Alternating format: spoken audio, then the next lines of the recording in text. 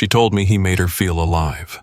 That one sentence hit harder than any breakup line, any fight, any goodbye I'd ever experienced. It wasn't even the words. It was the way she said it. Calm. Certain. Like she'd rehearsed it in her head 100 times before finally letting it out. No trembling lip. No hesitation. Just cold truth. And I stood there, staring at the woman I had spent 5 years building a life with, the woman I thought I'd grow old with, and I realized I had already lost her long before that moment. She said I was predictable, too steady, too routine, that this new guy, he was spontaneous, exciting. He made her heart race, made her feel seen, and in that moment, I felt like a side character in my own story, a placeholder, the guy she settled with until someone more thrilling came along. So I let her go.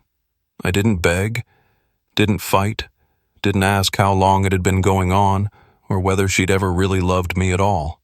Because whatever we had, it clearly wasn't enough for her anymore. And I wasn't about to compete with someone who made her feel alive. I walked away quietly, but inside, I broke. The weeks after were unbearable. Waking up to an empty side of the bed, seeing her shoes still by the door, smelling her shampoo every time I opened the bathroom cabinet. It was like she haunted the place without even being there. Friends told me I'd be okay, that I'd heal, but they didn't see what I saw. The moment she walked away, something in me collapsed, because I gave her everything, every soft part of me, and she left like it was nothing. I cried in the shower so no one could hear. I stopped going to the gym, barely ate, and I hated myself for still missing her after what she did. But somehow, little by little, I got back up. Not because I stopped loving her, but because I realized I deserved someone who loved me without needing to be entertained. Someone who didn't leave the moment the honeymoon phase faded.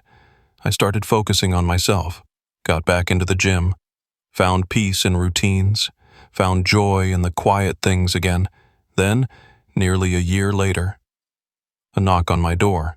I wasn't expecting anyone, but when I opened it, there she was, hair disheveled, eyes swollen, voice trembling.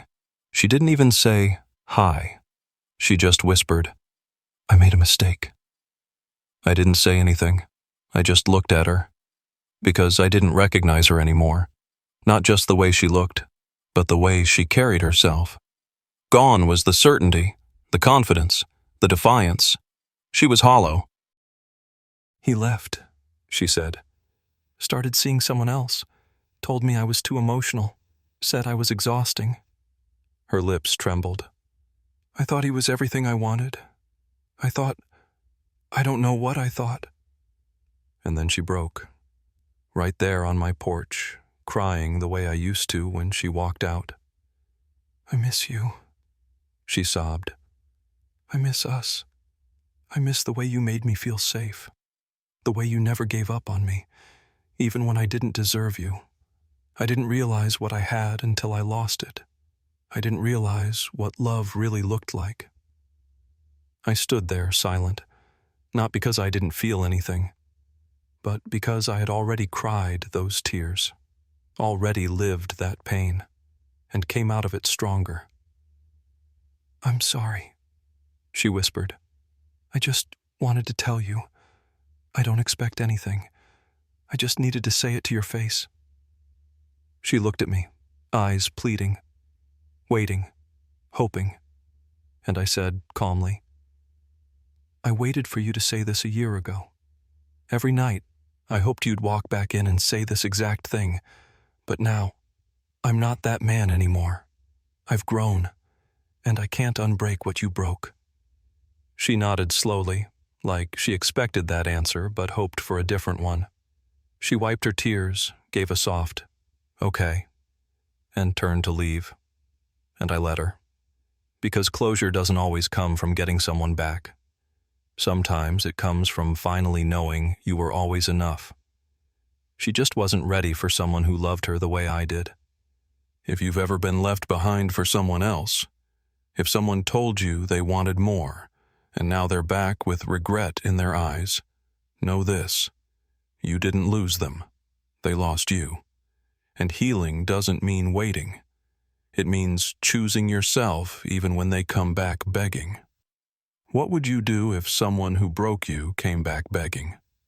Let's talk in the comments. And if this hit home, don't forget to like and subscribe. We're healing out loud here.